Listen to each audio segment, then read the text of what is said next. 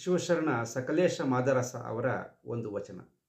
ಅದು ಬೇಕು ಇದು ಬೇಕು ಎಂಬರು ಎದೆಗುದಿಹ ಬೇಡ, ಸುದೈವನಾದಡೆ ಸಾಕು, ಪಡಿ ಪದಾರ್ಥ ತಾನಿದ್ದೆಡೆಗೆ ಬಹುದು, ನಿಧಿ ನಿಕ್ಷೇಪಂಗಳಿದ್ದೆಡೆಗೆ ಬಹವಯ್ಯ, ಹೃದಯ ಶುದ್ಧವಾಗಿ ಸಕಲೇಶ್ವರ ಶರಣೆಂದೆಡೆ ನಿಜ ಪದವನೀವ.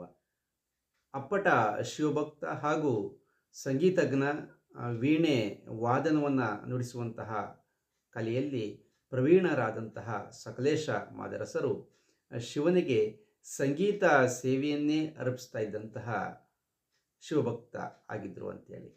ಇವರ ವಚನಗಳಲ್ಲಿ ಆತ್ಮಶೋಧನೆಯ ಜೊತೆಗೆ ವಿಡಂಬನೆಯೂ ಕೂಡ ಕಂಡುಬರುತ್ತದೆ.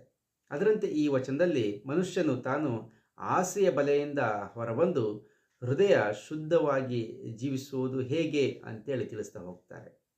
ಏಕೆಂದರೆ ಇಂದು ಸಮಾಜವು ಎದುರಿಸ್ತಾ ಇರತಕ್ಕಂತಹ ಸವಾಲುಗಳಲ್ಲಿ ಈ ಅತಿಯಾದ ಆಸೆ ಅಥವಾ ವ್ಯಾಮೋಹ ಕೂಡ ಒಂದಾಗಿರುವುದರಿಂದ ಈ ವಚನ ಇವತ್ತಿನ ಕಾಲಕ್ಕೆ ಪ್ರಸ್ತುತ ಅಂತೇಳಿ ನನಗನ್ಸುತ್ತೆ.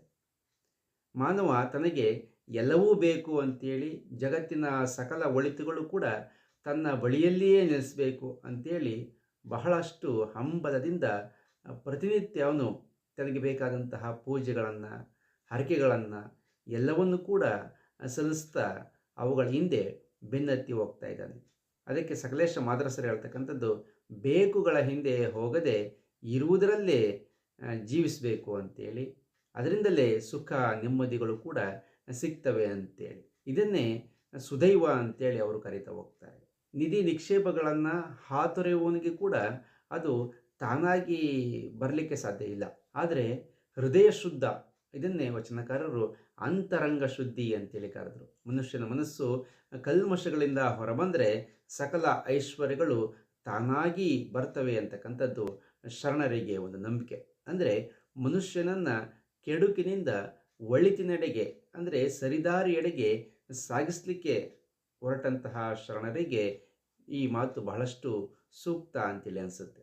ಹಾಗಾಗಿ ಆಸೆ ಎಂಬ ವಿಷಕಾರಿ ಹಾವನ್ನು ಮನದೊಳಗೆ ಬಿಟ್ಕೊಳ್ಳದೆ, ಸಿಗದೇ ಇರುವುದಕ್ಕೆ ಧೈರ್ಯವೂ ಕೂಡ ಗೆಡದೆ ಇರುವುದರಲ್ಲೇ ತೃಪ್ತಿ ಭಾವವನ್ನು ಪಡ್ಕೊಂಡು ಜೀವಿಸೋದು ಹೇಗೆ ಅನ್ನುವಂತಹ ಒಂದು ವಿನಯಪೂರ್ವಕವಾದಂತಹ ತಿಳುವಳಿಕೆಯನ್ನು ಸಕಲೇಶ ಮಾದರಸರ ಈ ಒಂದು ವಚನದಲ್ಲಿ ನಾವು ನೋಡ್ಬೋದು.